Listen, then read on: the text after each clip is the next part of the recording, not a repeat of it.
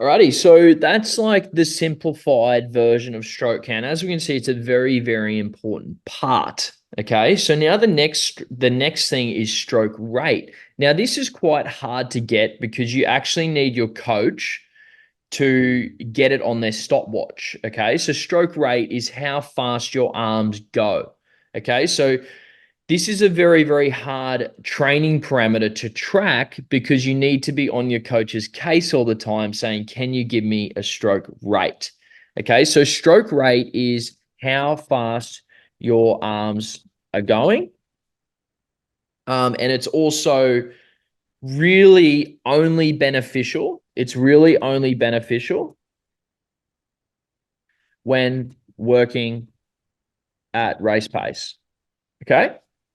So it's not that important, but it is still a very, very strong picture.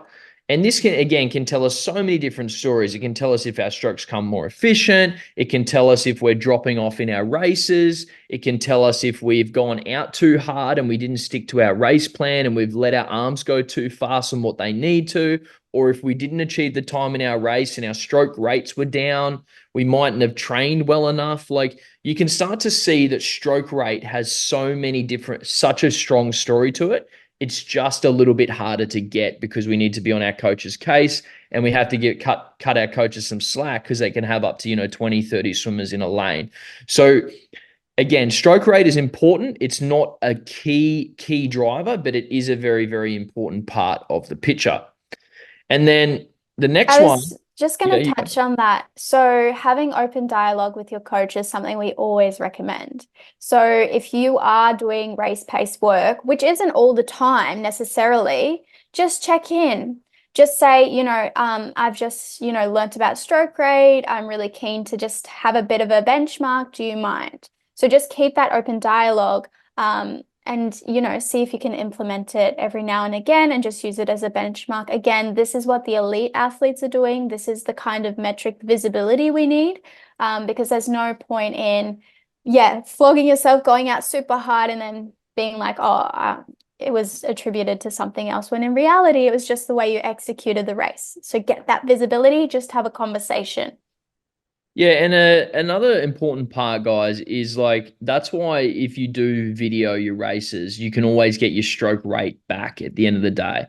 After the session, like you could get a stopwatch that just gives you stroke rate and do a bit of self-analysis yourself. What you don't want to do is just self-analyze the splits on Meet Mobile, and it doesn't actually tell you the full story because your stroke rates might have been off. So you don't want to.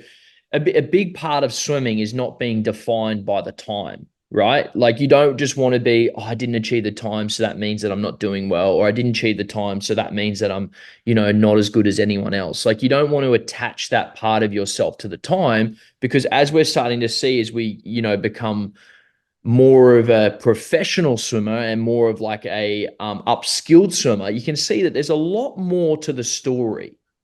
Okay. And it's very easy after your race to feel like a failure, or I didn't do well, and then you look at the timer, oh my gosh, that isn't good.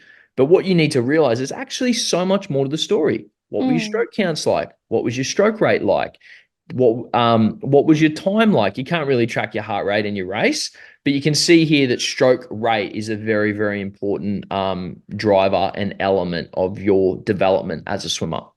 There you go. So if you don't have that kind of relationship with your coach, get someone to video your race and then analyze it yourself. So there's options for everyone, really. There sure is, Kat. Number three is heart rate. Okay. Now, heart rate is very, very important for fitness. Okay. So, for an example, if we've had a long break and we've, had some time off training, we come back to training and we feel really puffed in the warm up. Okay. What we want to see is over time that our heart rate starts to come down for the same session or the same set that you're doing, which is an indicator of fitness. You don't want to always think, oh, I'm holding a better time interval, or I'm holding a better, like a time interval, or I'm holding better times in training, but my heart rate is absolutely out of control. So you want to have a controlled heart rate and there's different zones, which is another training that you want to work in. And I hope your coaches are doing that. But also another thing that I really find interesting around the heart rate, if you did like a 3-week log of just getting your heart rate every single session, okay, it's going to start to tell you a story of how hard you're actually working in training,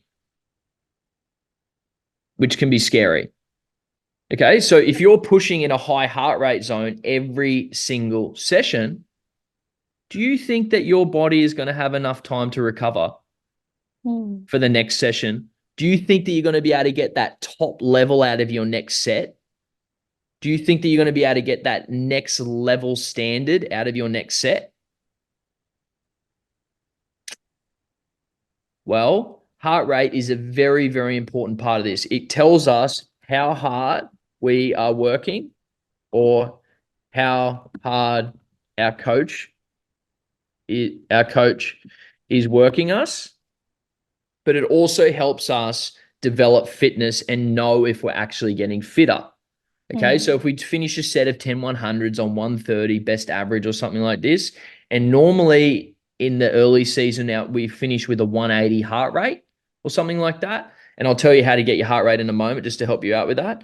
But let's just say you get to the end of your season and you're now finishing the session with better stroke, that set with the better stroke counts, better heart rate, your heart rates come down, and better times. You should now be a very, very confident athlete. This is how important these metrics are and these drivers are of your development as a swimmer. Okay. So how we get our heart rate, a very simple way is we put our fingers on our pulse, on our chin, if you haven't already done this. And when we put our fingers on our pulse, we put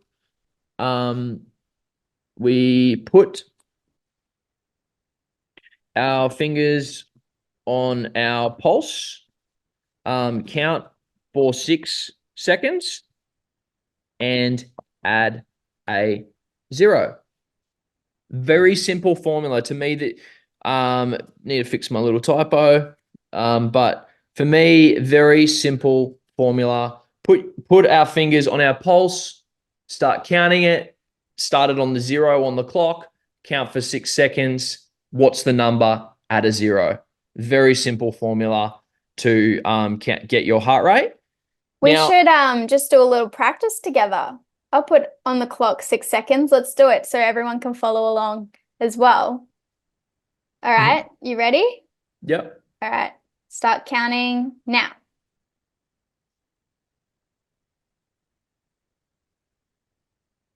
Stop.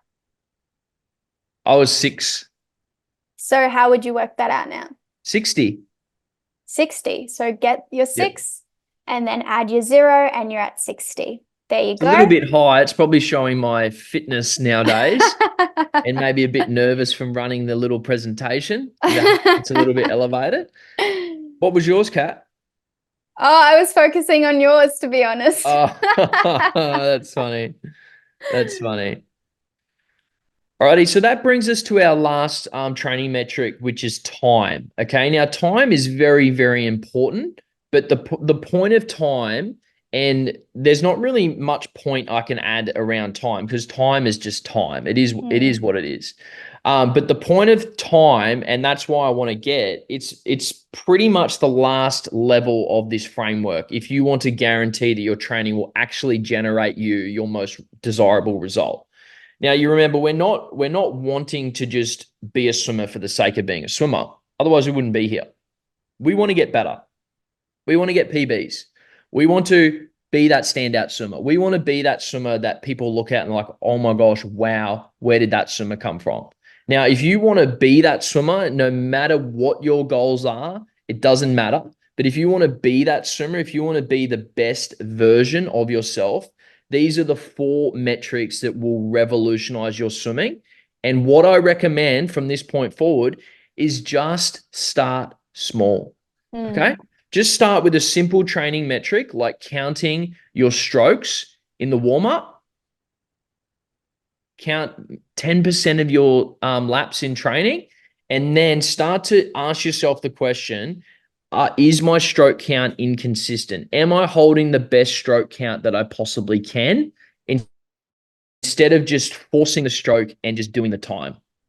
Okay. The next phase is as you get more confident, as you start to create a new habit, that's going to take a couple of months.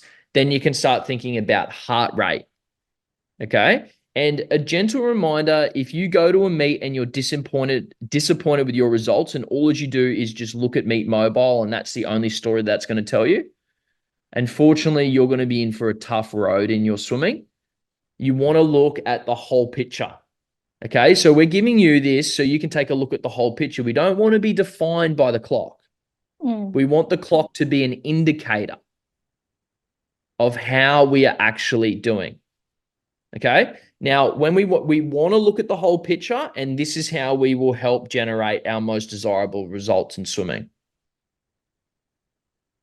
Anything you'd like to add, Kat?